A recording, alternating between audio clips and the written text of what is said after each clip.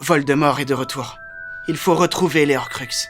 Bonjour, je suis Kélian Blanc, c'est moi la voix française d'Harry Potter, et je vais vous raconter les 10 ans passés sur le doublage de la saga Harry Potter.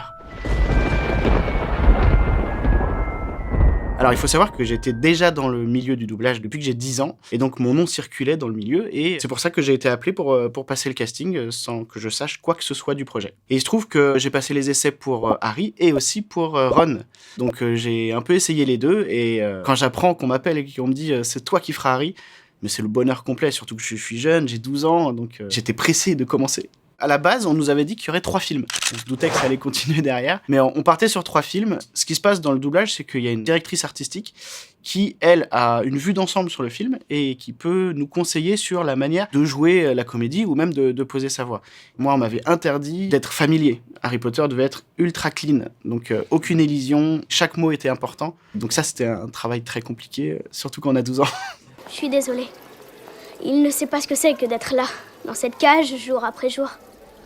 À regarder des visages hideux collés contre la vitre. On avait une équipe derrière qui nous disait il faut dire ce sort de cette façon, tout était carré, donc une fois qu'on nous le disait, il faut le dire comme ça. Il faut dire Wingardium Leviosa. Ok, d'accord, on va dire Wingardium Leviosa. C'est Leviosa, et pas Leviosa. Pour la langue des serpents, on m'a tout écrit, chaque syllabe que je devais dire. Ça faisait quelque chose comme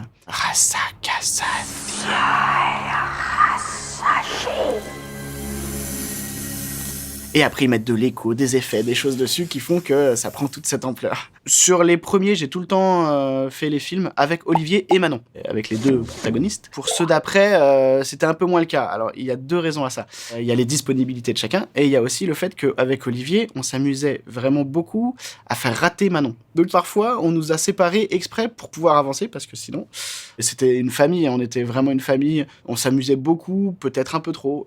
Et je pense que ça se ressent aussi dans les films, parce qu'il y avait une vraie complicité entre nous. Ce soir, quand on retournera à la salle commune, on aura une cavalière, d'accord ? D'accord. Voilà. Il y a des scènes où ça a été très dur pour plusieurs raisons. Je pense à une scène en particulier sur le 1, le premier. Donc moi, j'allais au studio en RER. Et il se trouve que j'avais plus de 2 heures de retard parce que dans ce RER, une femme a accouché, dans mon train.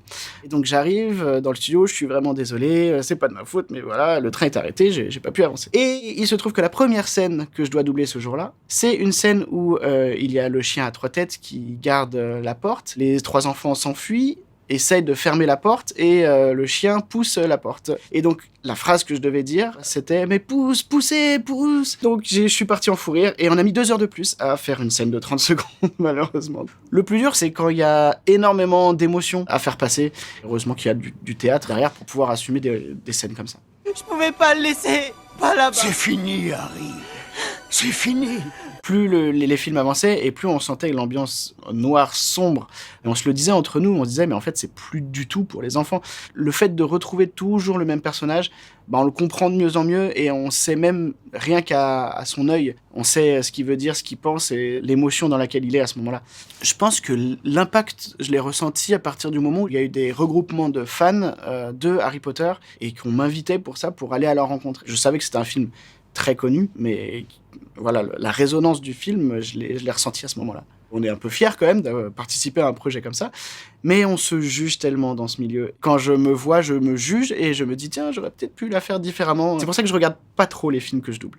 J'ai rencontré quasiment toute l'équipe, grâce aux avant-premières, où il venait en France, aussi grâce aux conventions aussi beaucoup. Tom Felton, j'ai passé tout un week-end avec lui en convention par exemple. Je m'en souviens parfaitement du dernier jour. C'était une dernière scène avec Olivier, et il se trouve qu'on ne voulait absolument pas finir cette saga, et donc on a mis aussi pareil 2 bonnes heures à le faire, parce qu'on échangeait les rôles, on prenait un accent, on ratait exprès, parce que c'est trop triste, ça a duré 10 ans, et mettre un point final à 10 ans de ce travail, c'était très difficile. Dans la salle commune de Serdaigle, mais faut commencer quelque part. Et ça vous amuse?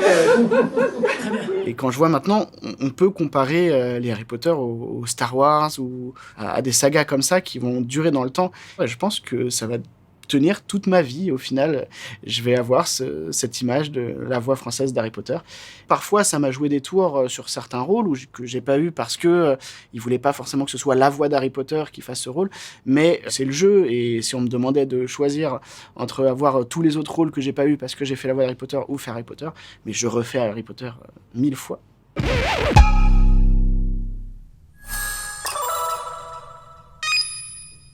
Colmini!